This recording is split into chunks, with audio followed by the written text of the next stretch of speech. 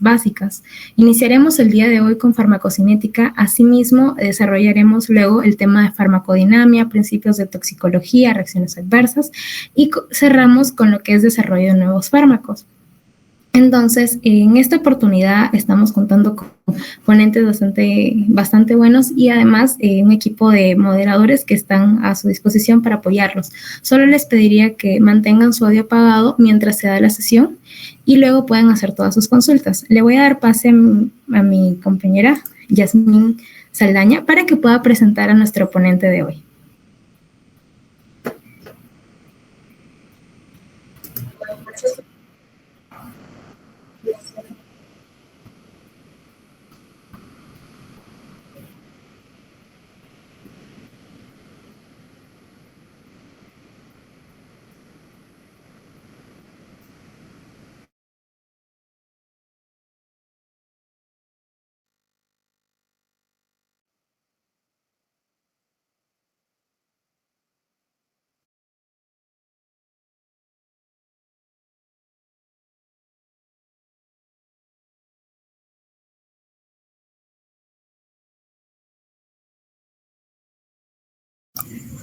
Ok, buenas noches con todos. Primero que todo, agradecer por la invitación a este curso de introducción a farmacología, el curso de farmacología. Creo que los que están escuchando más que todo son los alumnos que van a llevar con el doctor Lin. Bueno, voy a presentar la pantalla. ¿Me confirman si se ve? Ok.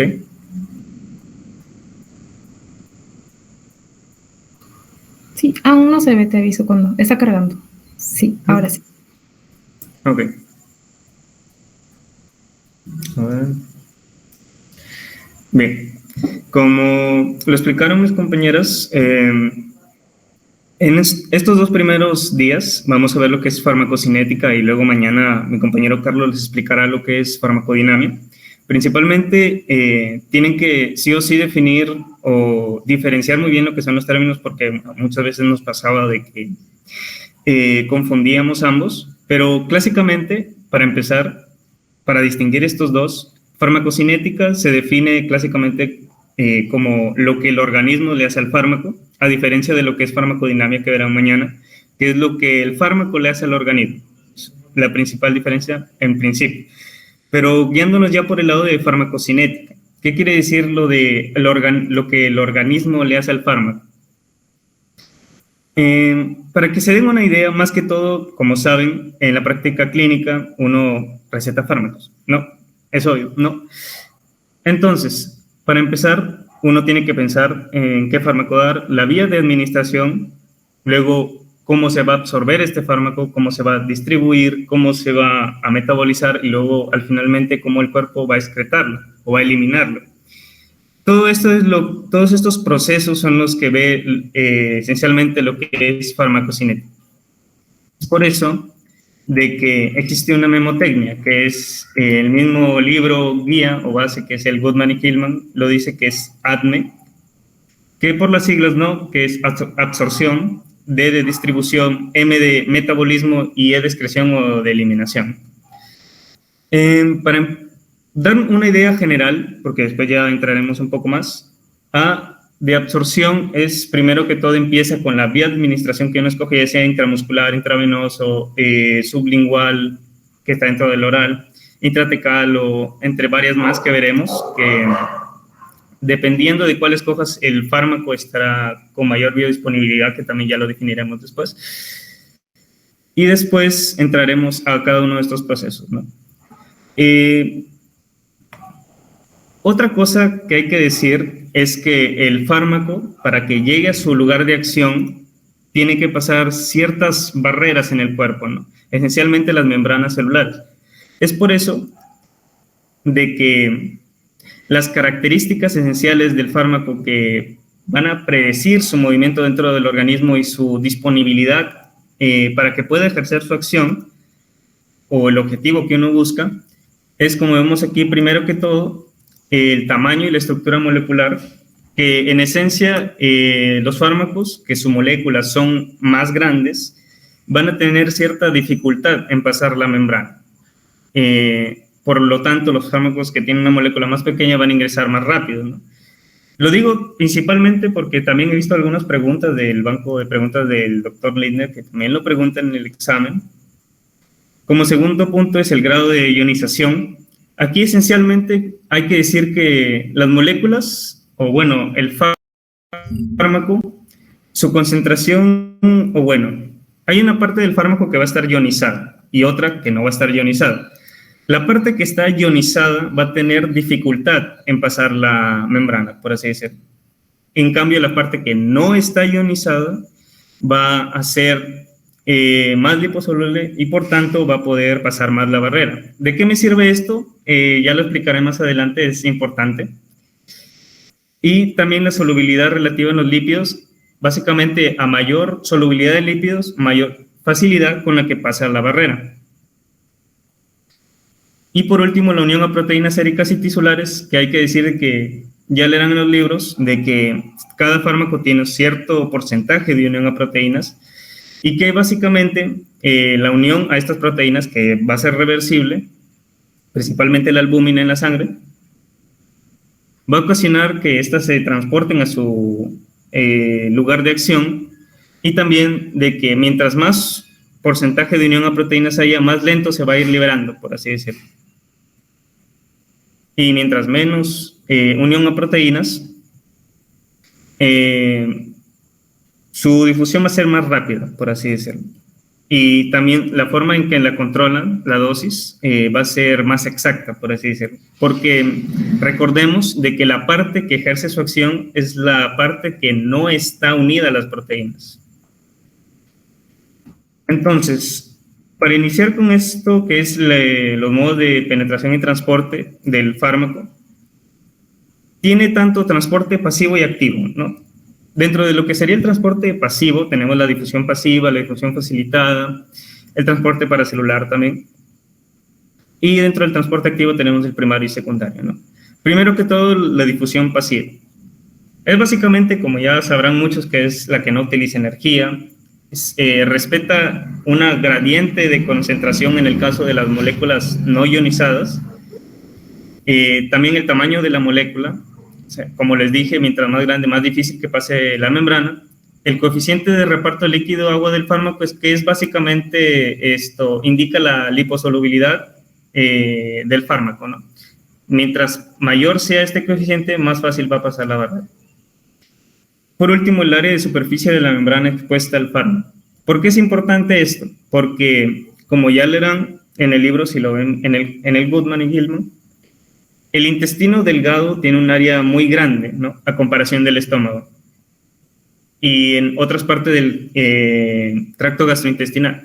Por lo tanto, es un factor muy importante, ya que al tener un área muy grande, por el cual el fármaco va a estar interactuando, es la principal vía por la cual va a absorberse el fármaco, al menos por administración oral. ¿Okay? Por otro lado, las moléculas ionizadas, que como les dije van a tener dificultad a la hora de pasar la membrana, van a tener como factor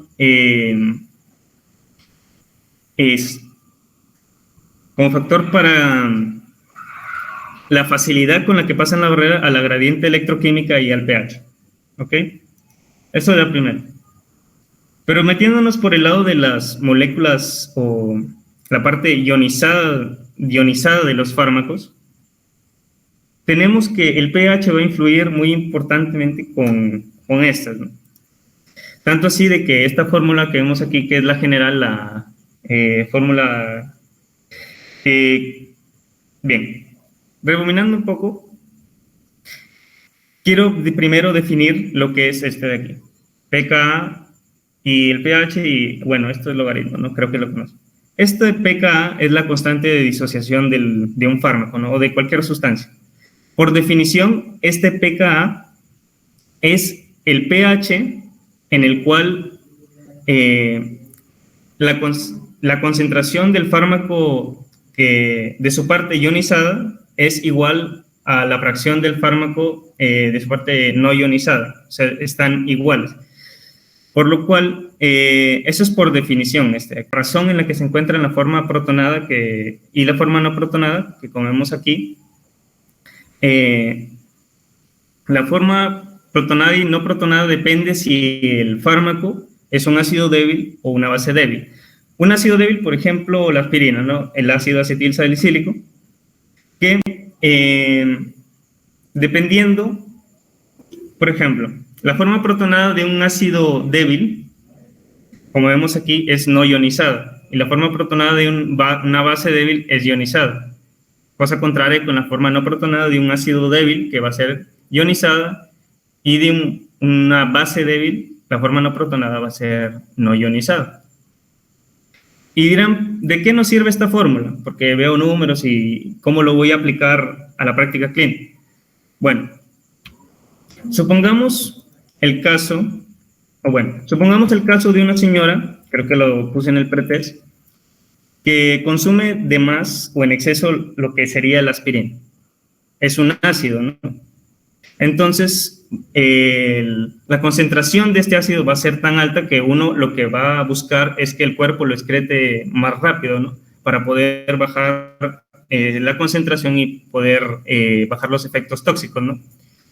Entonces, lo que les pregunté en el pretest, entonces, ¿por qué se daba el bicarbonato de sodio? ¿No? ¿Por qué se hace esto? Básicamente por esta fórmula, ya que el bicarbonato de sodio a través de la vía intravenosa, lo que va a hacer al final de cuentas es subir el pH de la orina, o sea, lo va a alcalinizar. Entonces, ¿qué pasa? Este pH en la fórmula va a aumentar, por lo cual esta diferencia de aquí va a disminuir, por lo cual, si saben lo que es el logaritmo, entonces la forma protonada va a ser cada vez menor que la forma no protonada mientras esta diferencia se haga menor, ¿no?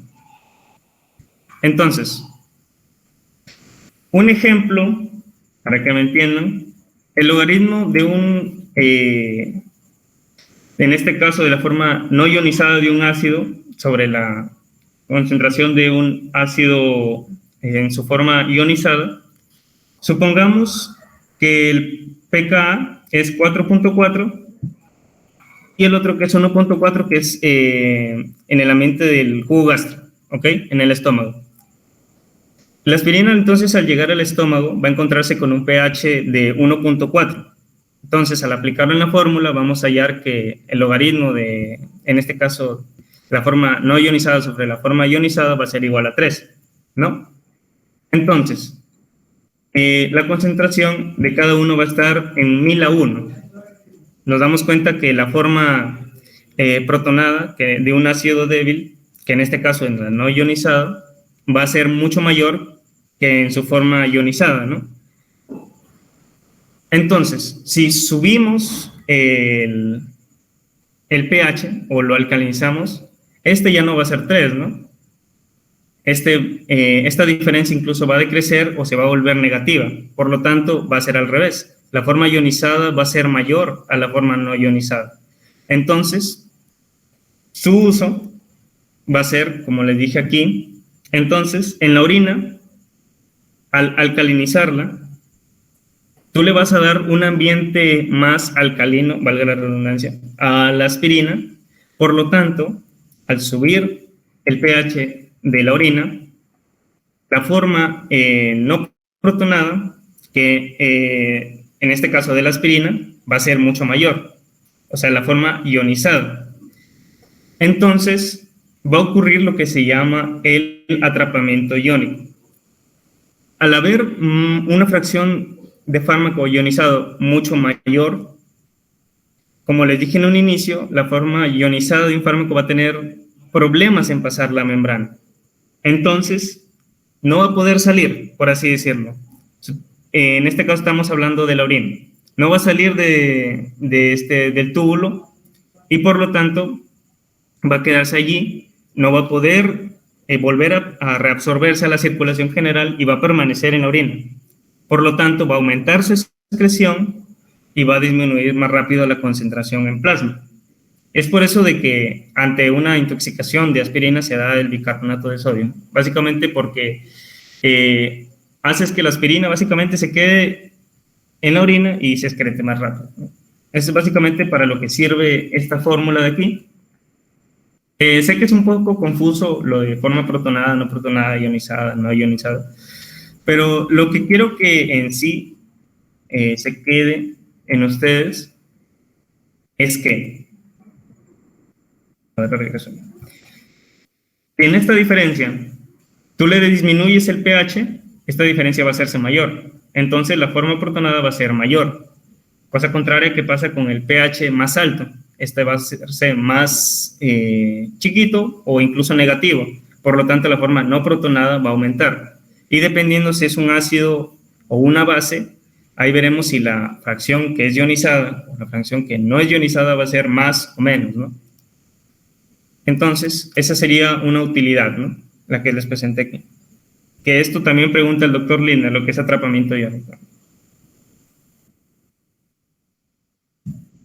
Bien, el siguiente, que es la difusión facilitada, básicamente es como la difusión pasiva, pero nada más añadiendo de que hay moléculas que no son tan liposolubles como en la difusión pasiva, por lo tanto van a tener cierto grado de dificultad, pero que pueden pasar, pero van a necesitar o van a facilitar su acceso al interior de la célula, o sea, para pasar la membrana a través de un transportador.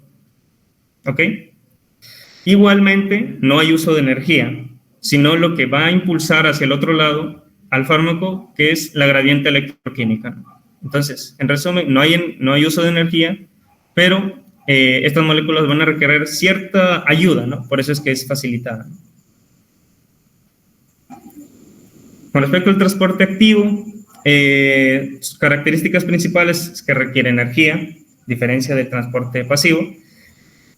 Como segundo, capaz de mover el soluto contra una gradiente. ¿Qué cosa es importante? Ya veremos en un momento unos ejemplos. La saturabilidad en este tipo de transporte, la selectividad, ya que solo va a permitir el paso a través de ciertos iones o ciertas moléculas. Y por último, la inhibición competitiva entre los compuestos cotransportadores. Un ejemplo, recuerden que transporte activo se divide primario y secundario. En transporte activo primario, he querido poner el ejemplo aquí de lo que son los glucósidos o cardíacos o digitálicos. Entre ellos tenemos la digoxina, que básicamente su mecanismo de acción es inhibir lo que es esta bomba, sodio-potasio ATPase, que normalmente esta bomba lo que hace es botar para afuera 3 sodios y entrar 2 potasios, ¿no? Entonces, esta bomba de aquí sería el ejemplo de transporte activo primario, porque, como su mismo nombre dice, va a utilizar un ATP para poder enviar el sodio afuera y el potasio adentro, ¿no? Y bueno, ya como complementario es que el digitálico inhibe esta bomba, por lo tanto, el sodio ya no puede poder salir, va a quedarse adentro, el nivel de sodio va a aumentar y va a inhibir otra bomba, que es el transportador de sodio-calcio, va a aumentar el nivel de calcio y va lo que es a aumentar la contracción del corazón, que es por eso que se utiliza en insuficiencia cardíaca. Bueno, el transporte activo secundario, a diferencia de lo que es el primario, que va a utilizar sí o sí energía a través del ATP, he puesto aquí el ejemplo de lo que es el cotransportador sodio-glucosa que se encuentra en el riñón, en el túbulo proximal, si no me equivoco. Lo que va a hacer es que, bueno, recordemos que la bomba sodio-potasio ATPase va a enviar sodio afuera, ¿no? Por lo tanto, al final de cuentas, el sodio va a estar en mayor concentración afuera que adentro. Por lo tanto, ese sodio va a querer volver, ¿no? Entonces, al momento en que va a pasar la membrana de nuevo hacia adentro, pasa algo curioso en este cotransportador sodio-glucosa.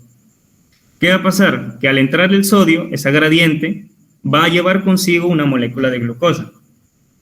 Eso es lo que se le llama el transporte activo secundario, ¿no? esta molécula de glucosa va contra gradiente, transporte activo, ¿no? Digo, que este transporte paracelular, no lo he puesto, pero es básicamente el transporte a través de la célula, el espacio intersticial, que como dato curioso, lo que sucede en algo que se llama la barrera hematoencefálica, que son vasos que prácticamente al otro lado estaría el tejido cerebral, el parénquima cerebral, no va a poder tener ese transporte paracelular. ¿Por qué? Porque existe lo que son las uniones estrechas que no van, por así decirlo, a permitir el paso de fármacos a través de las células. Por lo tanto, la barrera hematoencefálica va a ser, por así decirlo, lo van a oír bastante, y que no cualquier fármaco va a pasar, sino que aquellos que son más liposolubles son los que van a poder pasar. Ahora ya, con respecto a lo que sería el ADME, ¿no? Primero que todo, la absorción. Para definir lo que es la absorción, es desde que se administra el fármaco hasta que llega a un compartimiento central, como vemos aquí. ¿Y qué sería este compartimiento central? Generalmente se refiere a lo que es la circulación sistémica. ¿Ok? Eso sería como por definición, ¿no? La acción del fármaco en ingresar a la circulación sistémica sería la absorción. Entonces aquí aparece otro nuevo término que sería lo que es la biodisponibilidad, que se puede resumir en una fórmula, ¿no? Que es la fracción que resulta al dividir la cantidad de fármaco que alcanza la circulación sistémica, o sea, la cantidad de fármaco que es absorbido, entre la cantidad de fármaco administrado. Es, por así decirlo, el porcentaje del fármaco que tú metes al cuerpo del paciente que llega a la circulación sistémica. Por eso es que va a adquirir valores entre 0 a 1. ¿Y de qué depende este valor? Dependiendo de la vía de administración, de si es que pasa por el hígado por ser metabolizado o por algún otro órgano. Por ejemplo, el tracto gastrointestinal por vía oral, también parte del fármaco se metaboliza, también entra a la circulación portal y por lo tanto también el hígado lo metaboliza, por lo cual al final el fármaco no va a llegar al 100%. O sea, la dosis que tú pusiste no va a llegar todo a la circulación sistémica, sino depende de qué vía utilices. Y esto nos lleva a lo que sería el efecto del primer paso. Y es básicamente que dependiendo del metabolismo y de la excreción que suceda a nivel hepático y a nivel gastrointestinal, un fármaco va a tener más o menos biodisponibilidad. Entonces, a mayor metabolismo, a mayor excreción, va a haber menos biodisponibilidad, o sea, menos va a llegar a la circulación sistémica. Así caso contrario, mientras menos metabolismo haya, menos excreción, mayor biodisponibilidad va a adquirir el fármaco, ¿no? Entonces, esto nos lleva a las vías de administración. Por definición, primero que todo, veamos lo que es la administración oral, por vía oral. ¿Qué beneficios tiene? Que es más económico, es más seguro, es más conveniente también porque es lo que al paciente normalmente se le receta y se le deja para la casa, ¿no? O sea, tratamiento crónico normalmente, como vemos, es administración oral, ¿no? Pero tiene ciertas desventajas, por lo que, ¿no? Baja un poquito, ¿no?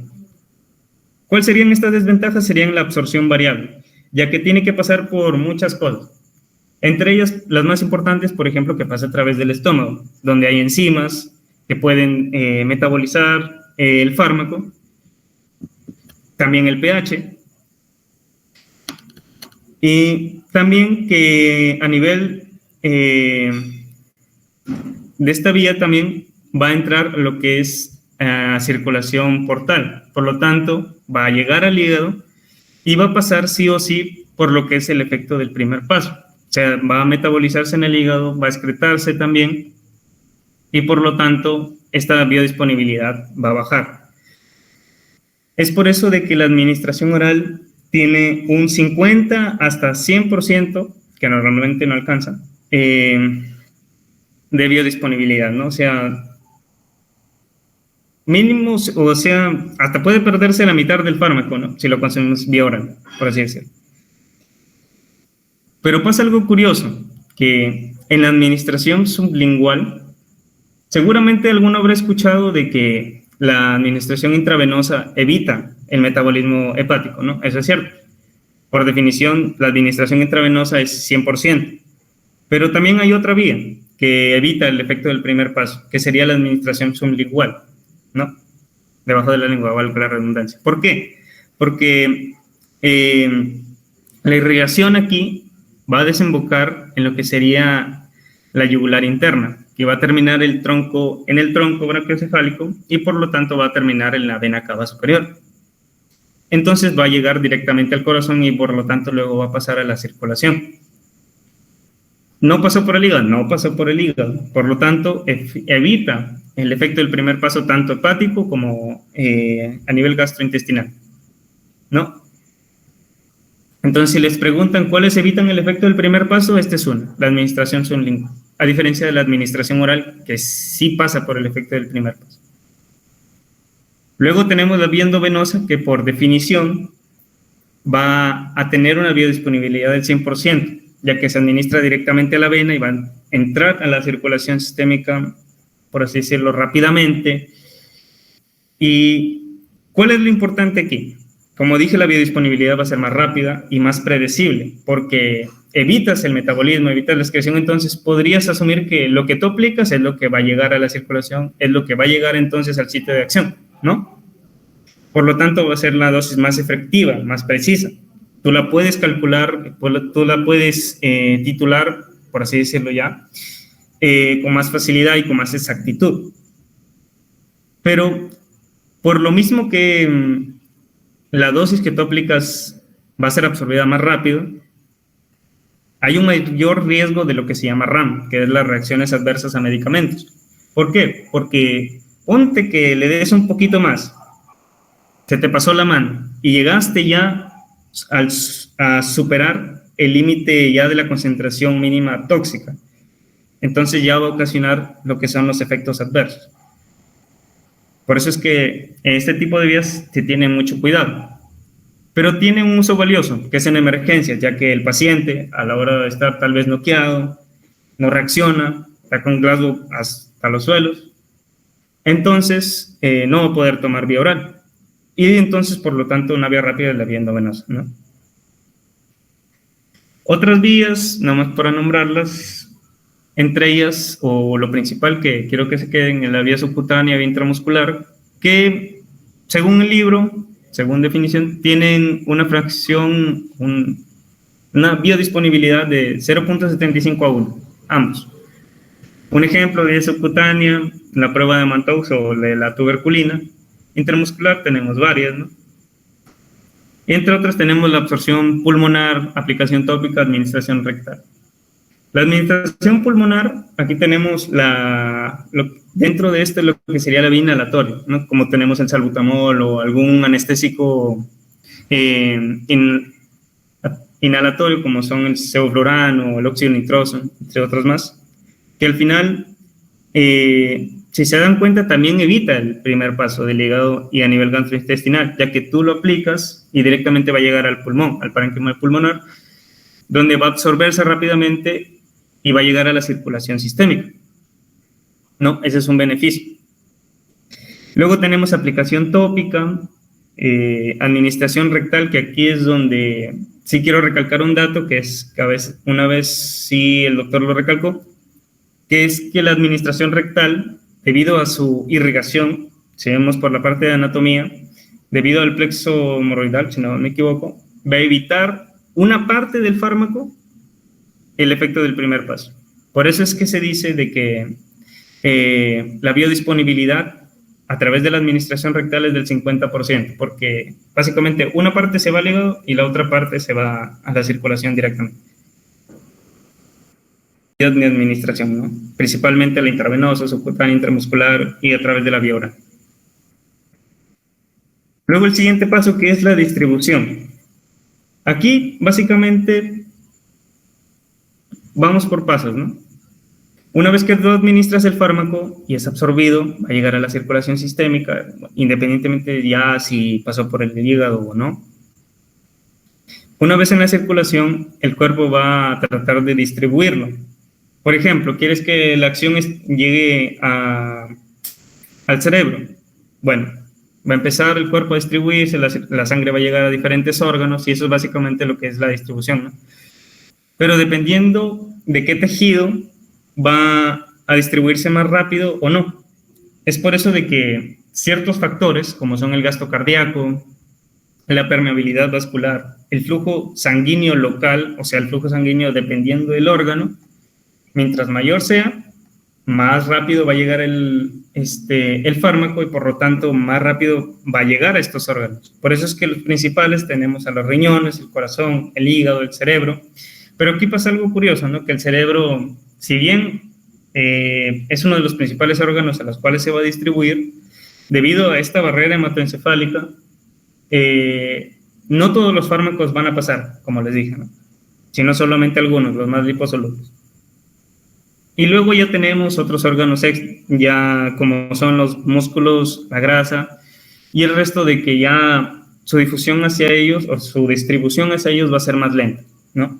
Los que son de distribución rápida, los que va a llegar más rápido el fármaco hacia ellos son los riñones, el corazón, el hígado y el cerebro. Bien, aquí la unión a proteínas plasmáticas. Aquí recordar nada más que la fracción de fármaco libre es la que ejerce la acción. Cuando el fármaco llega a la circulación sistémica, lo que va a pasar es principalmente con la albúmina, ¿no? Para la mayoría, pero hay diferentes proteínas que se van a unir al fármaco. Una parte del fármaco va a estar unida a proteínas y otra parte no. La parte que está unida a proteínas va a quedarse en la circulación y la parte que no está unida a proteínas es la que se va a distribuir al resto de tejidos. Obviamente la parte que está unida a proteínas no se va a quedar ahí para siempre, ¿no? Sino que esta unión es reversible, por lo tanto se va a ir desuniendo poco a poco y se va a ir yendo a convertirse a una fracción libre y luego va a distribuirse al resto de órganos, ¿no? Pero es importante porque hay ciertos fármacos que tienen una unión a proteínas tan alta de que si una persona con hipoalbuminemia, supongamos, hay pocas proteínas en sangre y por lo tanto va a haber una mayor concentración de fármaco libre en la circulación sanguínea.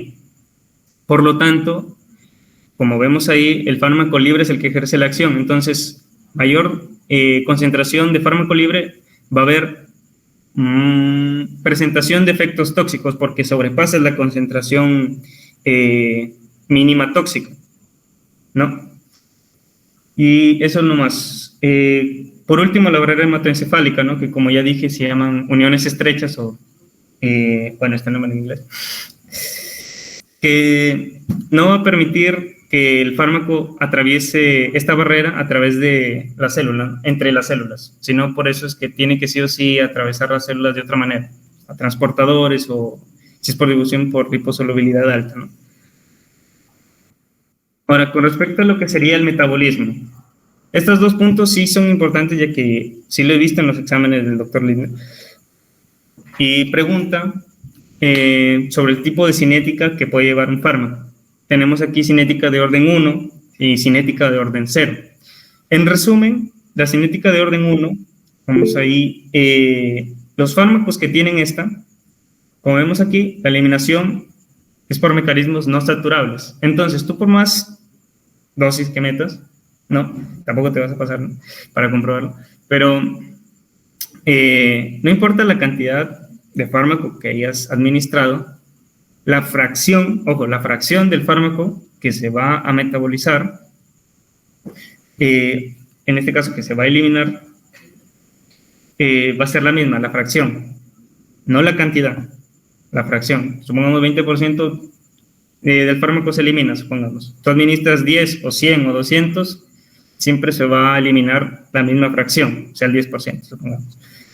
Ahora, la cinética de orden 0, a diferencia de lo que sucedía en el orden 1, que era no saturable, en la de orden 0 sí son saturables.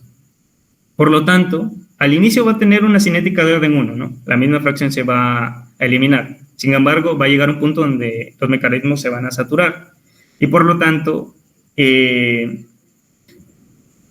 la eliminación del fármaco ya no va a seguir esa pendiente, por así decirlo.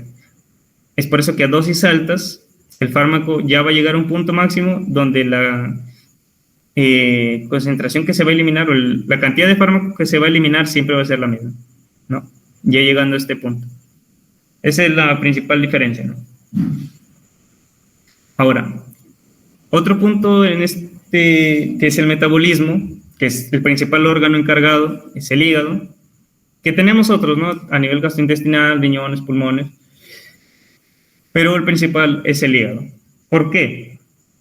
Porque en el hígado va a pasar a través de dos fases, o reacciones de fase 1 y reacciones de fase 2. Dentro de las reacciones de fase 1 tenemos lo que son las de oxidación, reducción y a la familia de enzimas, la gran familia de enzimas del citocromo P450, que bueno, sus siglas son C y P. Y por otro la fase 2, que es básicamente el sustrato o el producto que sale de la fase 1, va a unirse a otras sustancias para poder combinarlas y así formar sustancias más hidrosolubles o más polares. ¿Por qué? Primero que todo, las de fase 1, ¿qué objetivo tienen? Porque fase 1 y fase 2 tienen un objetivo primordial.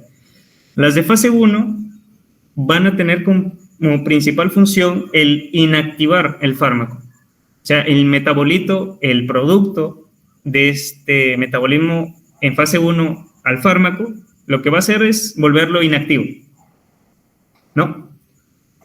Llega el fármaco, entonces una parte del fármaco se va a inactivar, ya no va a poder ejercer su acción y va a pasar a la fase 2, que es importante porque los fármacos, al ser liposolubles, la mayoría son apolares, ¿no? Entonces, van a tener dificultad en excretarse a nivel del riñón.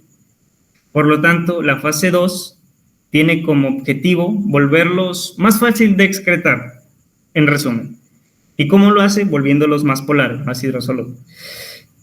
¿Para qué? Para facilitarle la vida al riñón, para botarlo más fácilmente. Entonces, fase 1, inactivar el fármaco.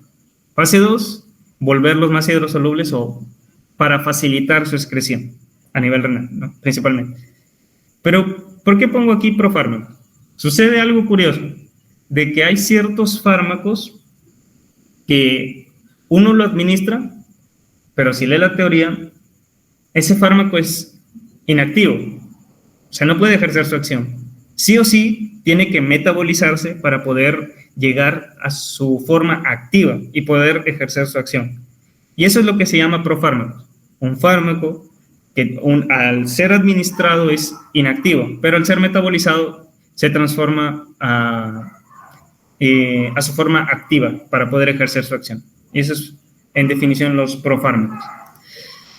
Ahora, lo que es la megafamilia del citocromo P450, es bueno estudiarlo porque suceden algunas cosas.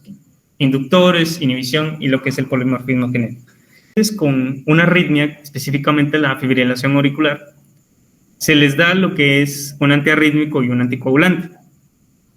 Antiarrítmico, por ejemplo, la amiodarona, y por otro lado, un anticoagulante oral, que es la warfarina. ¿Qué sucede? La amiodarona va a disminuir el metabolismo de lo que es la warfarina.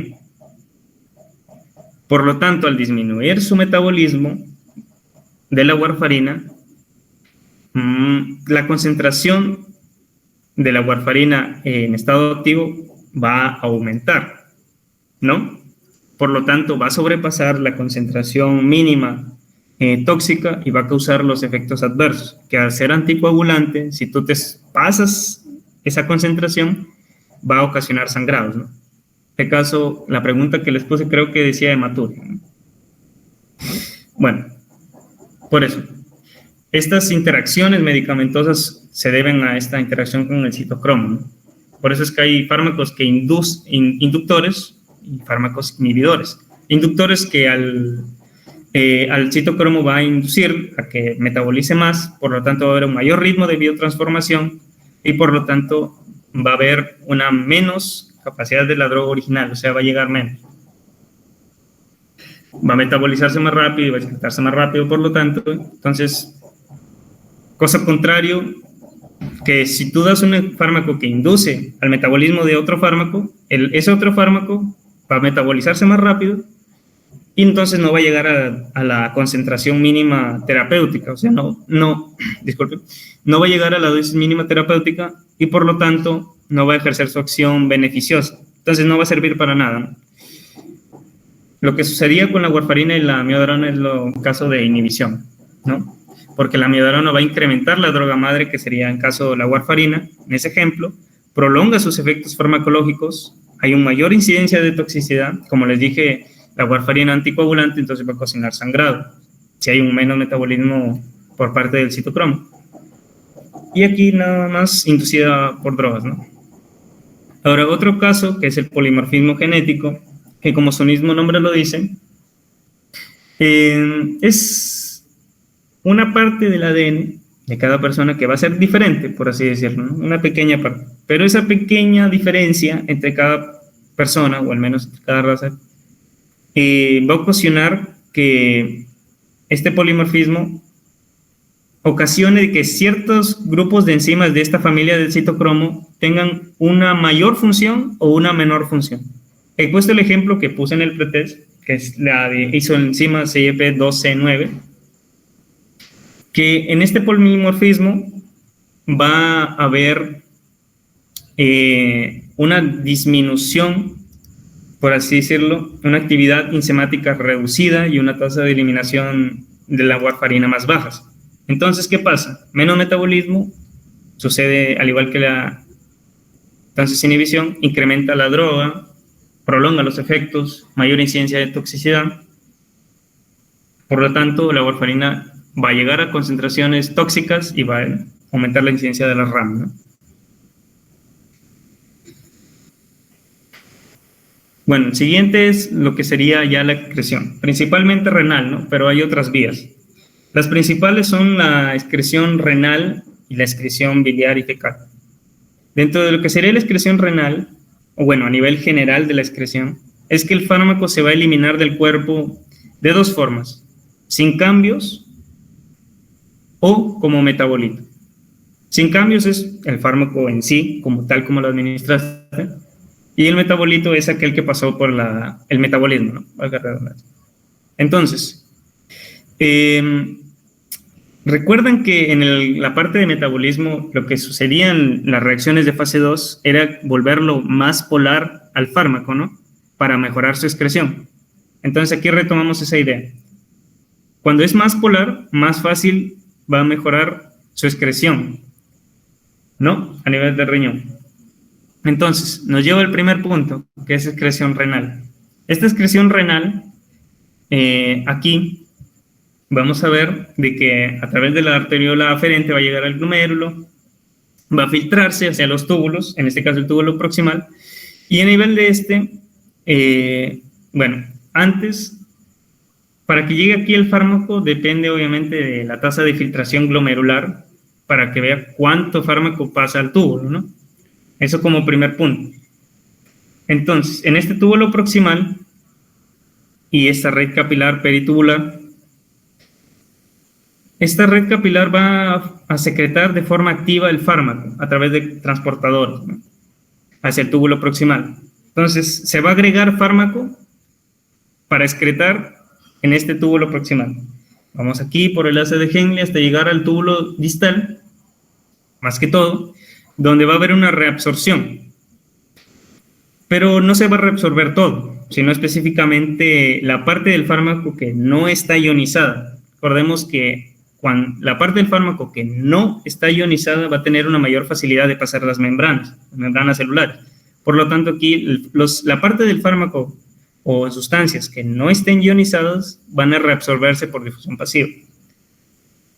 Y es aquí donde entra lo del ejemplo de la intoxicación de aspirina y el uso del bicarbonato de sodio y lo que es el atrapamiento iónico para poder excretar más rápido la aspirina, ¿no? Al tener toda la aspirina aquí, tú al alcalinizar la orina vas a hacer que haya una mayor fracción de la aspirina en su forma ionizada. Por lo tanto, no va a poder pasar y no va a poder volver a reabsorberse y se va a quedar aquí, en la orina.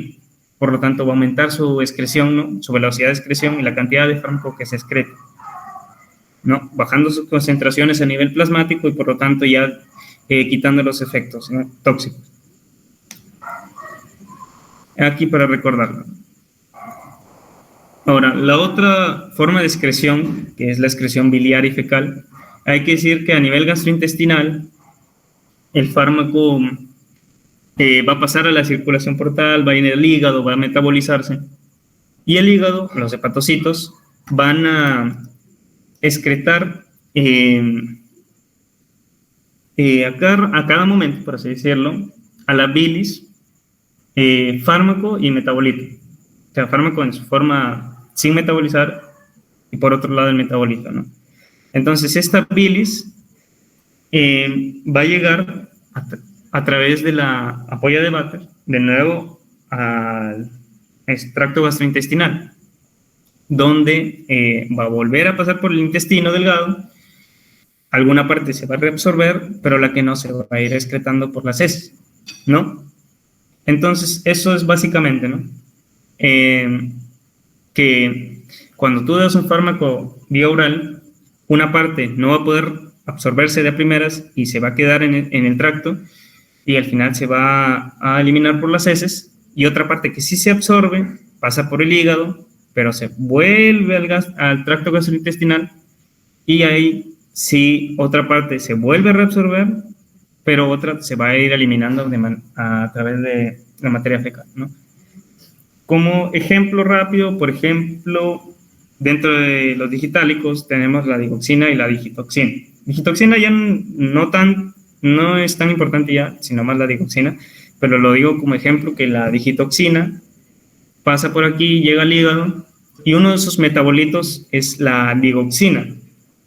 Va a llegar aquí, va a volver a absorberse, y la digoxina está en su forma activa.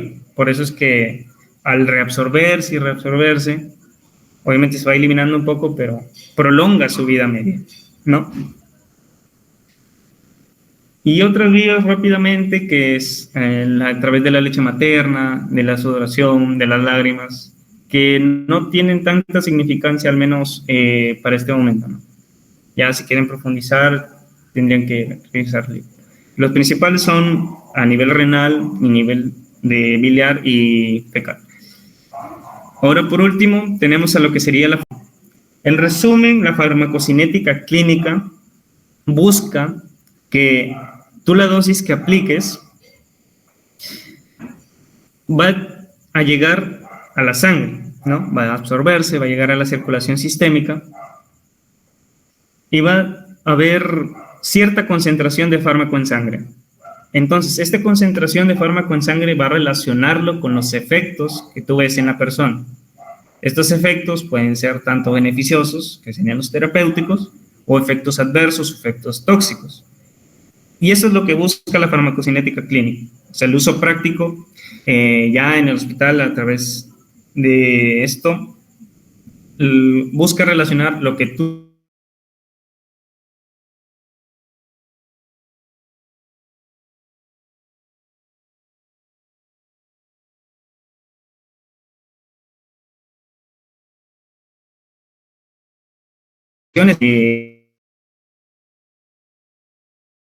bien importante definir estos 4 términos. Como es la biodisponibilidad, bueno, ya lo vimos, que es la fracción del fármaco que llega a la circulación sistémica, recordando que tiene un valor de 0 hasta 1. Luego tenemos el volumen de distribución, que es básicamente, se puede hallar a través de la siguiente fórmula, que es la cantidad de fármaco en el cuerpo entre la concentración en sangre. ¿Okay?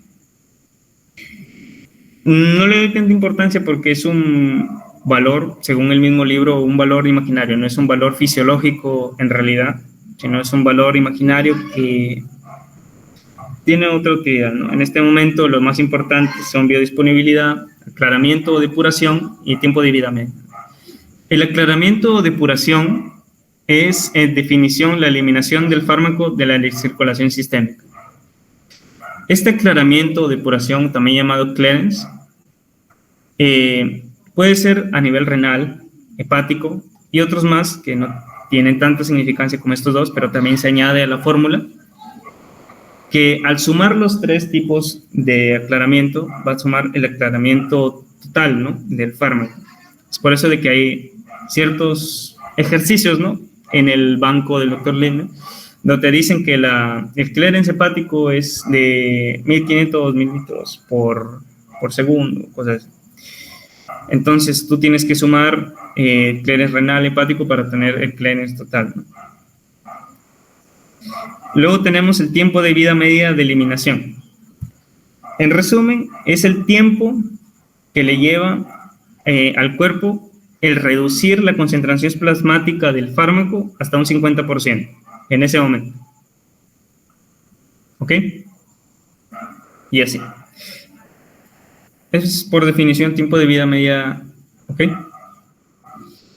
Ahora, como último punto, quisiera hablarle de lo que sería la ventana terapéutica, ya que también se recalcó bastante, al menos en su momento, y cuando vimos el curso, que cuando tú administras el fármaco, como dije, va a adquirir en sangre una cierta concentración. Esta concentración está graficada en este gráfico, valga la redundancia, en esta línea verde. Y este es a través del tiempo. Entonces, cuando tú aplicas el fármaco, va a ir aumentando su concentración en sangre a medida que se va absorbiendo. Y vemos que aquí hay una línea, ¿no? Esta línea punteada va a significar la concentración mínima eficaz. ¿Qué significa? Esta es la concentración a partir de la cual el fármaco va a tener sus efectos beneficiosos, sus efectos terapéuticos. Entonces, de aquí para arriba, hasta este punto, hasta esta línea, tú vas a ver efectos beneficiosos, lo que tú quieres ver en el paciente. Y a través del tiempo va a ir a alcanzar un pico, va a ir disminuyendo, donde va a pasar de nuevo esta barrera y va a disminuir de la concentración mínima eficaz, entonces ya no vas a ver los efectos, ¿no? Pero, ¿qué pasaría si este fármaco llega hasta arriba, a sobrepasar la línea superior? Esta línea superior es la concentración mínima tóxica. ¿Okay? O sea, cuando la concentración del fármaco en sangre supera esta línea, se van a manifestar lo que serían las reacciones adversas a medicamentos o los efectos tóxicos. Y aquí llamamos ventana terapéutica, básicamente este espacio entre la concentración mínima terapéutica o eficaz y la concentración mínima tóxica, ¿no? Esto es lo que sería ventana terapéutica, que es muy importante ya que hay fármacos que van a tener una ventana terapéutica muy estrecha y hay otros que tienen una ventana terapéutica muy, muy grande, ¿no? Por ejemplo, la digoxina, de nuevo los digitálicos, tiene una ventana terapéutica, si no me recuerdo, de 0.5 nanogramos por mililitro hasta 2. Entonces, supongamos que te pasas un poquito, no hay tanto margen de error, no te puedes equivocar tanto, porque te pasas un poco y ya puedes causarle una arritmia al paciente. En cambio, hay otros fármacos que tienen una ventana terapéutica muy grande, que te pasas un poco de lo que normalmente es y no llega a superar la línea superior, por lo tanto no hay efectos tóxicos. Te permite como ir titulando. Ha escuchado de que dependiendo del paciente, suponiendo que el paciente tiene una insuficiencia hepática o una insuficiencia renal, tú vas a ir ajustando la dosis, ¿no? Entonces te permite ir bajando o te permite ir subiendo de dosis y ahí más o menos calculando la concentración en plasma y ya te dices, pucha, ya estoy llegando a la concentración mínima tóxica, ya estoy al límite ya. Entonces no, ya no puedo subirle ya. Tengo que ver otro fármaco porque ya estoy llegando al límite ya de la concentración tóxica y no veo resultados, entonces cambio de fármaco o otra solución más, ¿no? Esto me recuerda, ya es para acabar, a lo que sería una insuficiencia renal, insuficiencia hepática. Hay fármacos que su metabolismo, o mejor dicho, su clearance hepático o renal, va a ser muy notorio. O sea, hay fármacos que sí o sí van a eliminarse mucho más por vía renal. Y hay otros fármacos que no son tanto por vía renal, sino por otras vías. Es por eso de que ante una insuficiencia renal, estos fármacos que dependen mucho del clearance renal, al no poder excretarse o eliminarse, van a aumentar su concentración en sangre y por lo tanto puede haber efectos tóxicos. Por ejemplo, sería el caso de una insuficiencia renal. Y otros con insuficiencia hepática, lo mismo, ¿no? Si dependen de un metabolismo más que todo hepático, si hay una insuficiencia hepática, el hígado no puede metabolizar el fármaco, por lo tanto el fármaco va a estar en una mayor concentración en su forma activa, lo cual va a aumentar la concentración en plasma y por lo tanto va a sobrepasar la concentración mínima tóxica y va a ocasionar lo que son las reacciones adversas, los efectos tóxicos. Es por eso de que cuando uno administra un fármaco, cuando uno investiga un fármaco, es muy importante verificar si en casos especiales, como son la insuficiencia hepática o la insuficiencia renal, requiere ajuste de dosis. ¿Sí? Eso sería básicamente todo lo que tenía programado. Obviamente no he adentrado tanto en lo que es el libro porque son muchas cosas, pero principalmente todos los puntos que hemos visto aquí son los que normalmente toma el doctor Lindner o los que tienen más en cuenta. ¿Okay? Sería todo. Bien.